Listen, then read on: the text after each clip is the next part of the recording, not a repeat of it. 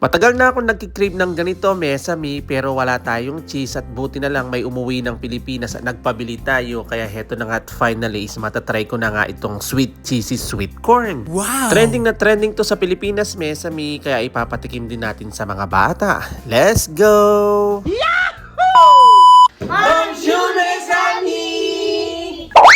Masarap-sarap talaga siya, Mesami, lalo na kapag nagmi-mix yung cheese at saka yung pagka-sweet ng mais. Kaya trending na trending to na Pinoy street food sa Pilipinas, kaya yung iba is nagbe-business na nga ng ganito. Konting ingredients lang naman ang kailangan dyan, Mesami. Kinakailangan lang dyan ng mais, cheese, tapos condensed, tapos may margarine. At panigurado, Mesami, na masarap-sarap palalo yan, lalo na kapag mga fresh na mais yung mga ginamit mo at ikaw yung nagluto. At dahil nga walang masyadong mais dito, kaya bumili na lang tayo ng ready-made. Matagal-tagal ko nang gustong tikman to, Mesami, at dahil nga wala tayong cheese powder, tapos naghintay pa tayo na nagbakasyon sa Pilipinas para lamang magkaroon tayo ng cheese powder. Kaya heto na nga at finally matitikman na rin natin. Nyamatan. Panoorin nyo ng maigi, Mesami, kung paano yung pagsangkap. Tapos kapag nagsama-sama na nga yung mga ingredients, halo-halo nyo lang ng mabuti. Kaya heto, tatikman na nga natin. At habang busy pa yung mga bata at hindi pa nakakaamoy, ako muna yung titikim. Tapos ako muna yung nagsangkap para sa akin. Kaya heto na nga, titikman na nga natin.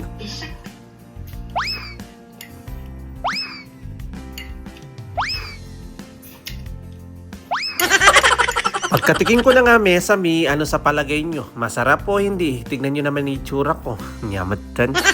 At after ko nga matikman, Mesami, heto na nga dali-dali kong tinawag yung mga boys natin at sila naman yung titikim. Tignan nyo naman yung reaction nila sa umpisa nung kayarti. Jerry, Mais quoi, t'as mis quoi? maïs, Mais avec du fromage, j'aime pas. viens ici. Elle est là dans le fromage. Bien.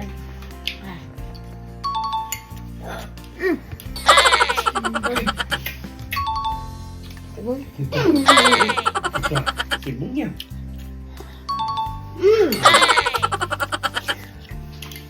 Sa umpisa, Mesami, ganyan lang talaga yung style nila. Kunyari, ayaw nila. Pero tignan nyo naman nung natikman nila. Kumuha na sila ng kanya-kanya nilang baso. Heto, at sasangkapan na lang natin sila. Kapag itatry nyo nga to, Mesami, dahan-dahan lang kayo sa paggamit ng condensed. Kapag sobrang dami ng condensed, potarugo, masuya kayo. Kaya gagamit lang kayo ng kutsara na maliit dyan. Tapos isang baso, isang condensed lang. Tapos wag masyadong madami ng cheese. Diyos ko, mabaknal kayo.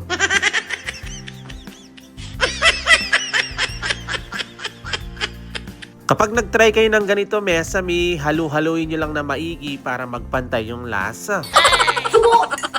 Subo. Sarap ya? Gaya? Oui.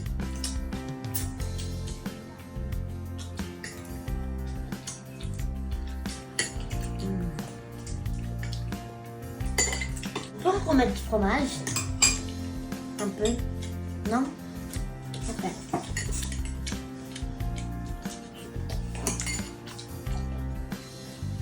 Ça met beaucoup de fromage.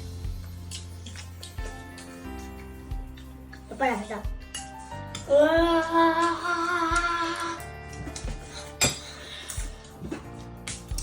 Bong, diga. Ouais, cheese ready. Tuloy. Cheese ready.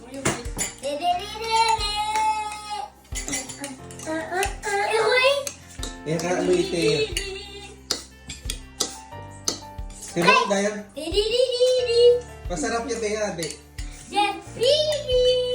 Pares ka nito. Buri ng Teo, yan nga ang luite. Kita mo na yung isa yan. Kita mo na yung luite. May ka, luite, yung round 3 ni Teo. Nagustuhan ni Teo, parehas kami. Gustong-gusto namin. Thank you for watching! Ang gento!